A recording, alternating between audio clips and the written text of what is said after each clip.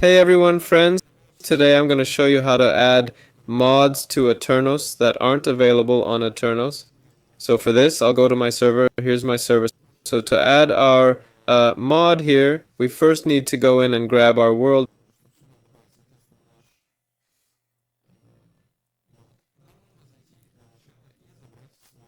Type run here, open app data.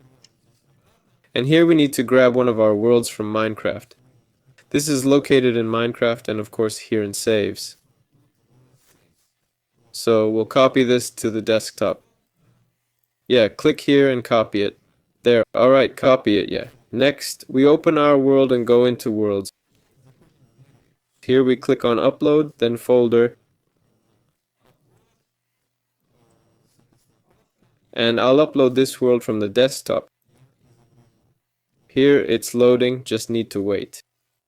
And when that's done, click on the files button and upload our mod here. Click upload and select the files here and upload our mod. That's it. Hit like, subscribe to the channel. See you all later.